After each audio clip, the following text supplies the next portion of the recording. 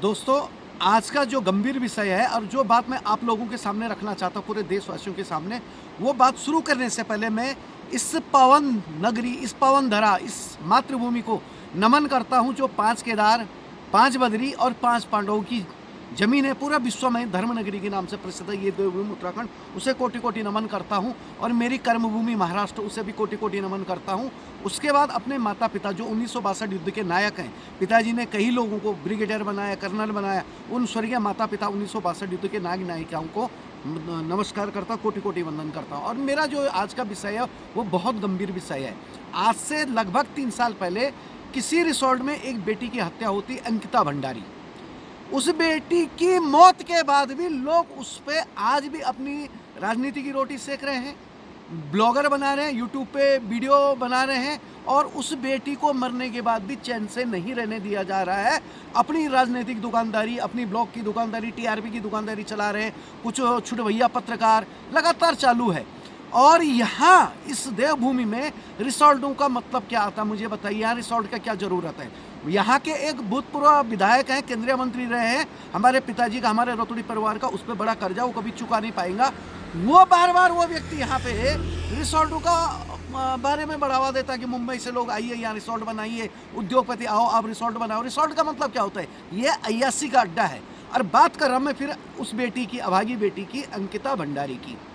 मुझे एक बात समझ में नहीं आ रही कि वो कातिल पकड़े गए, सुप्रीम कोर्ट में ये केस फिर से विचाराधीन है, शायद वो लोग जमानत के लिए गए हुए हैं। लेकिन मेरा जो गंभीर विषय है वो ये है कि एक नाम आ रहा है वीआईपी, कि उस रात को कोई वीआईपी उस रिसोर्ट पे था, तो वो अय्यासी करने गया था।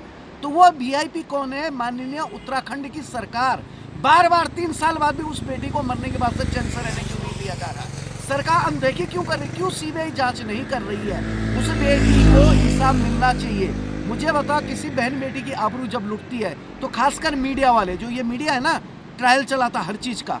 मुझे बताइए, जाति, धर्म, पंथ, मजहब, रंग, रूप, प्रांत को मैं नहीं मानता। मैं भारतीय हूँ, मैं सबको भारतीय मानता हूँ।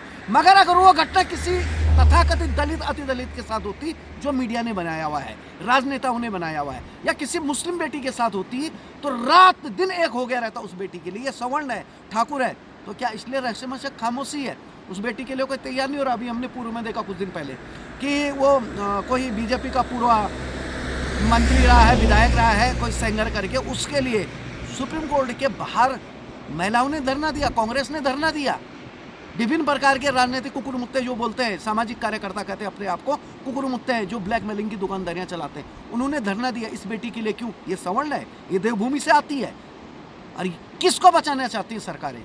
मेरी माननीय धामी जी से, आप बहुत अच्छा काम कर रहे हो, आपसे हाथ जोड़कर विनती है कि सबसे पहले आप एक काम करो, जो इस बेटी को मरने के बाद भी चैन से रहने नहीं दे रहे, उसके नाम पे दुकानदारी चला रहे हैं, सबसे पहले उन पे अंकुश लगाओ।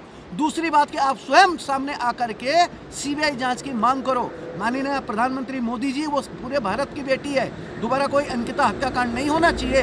हाथ जोड़कर विनती है कि आप लोग सीबीआई जांच करें, सामने आए, जो दाग लगे उस दाग को मिटाने की कोशिश करें। जान तो चली गई, वो वापस नहीं आएंगी, लेकिन फिर से किसी बहन बेटी की ना तो आबरू लुटे, ना जान जाए। हर जान कीमती है। मेरे देवभूमि को बचाओ, इसको विनाश होने से बचाओ।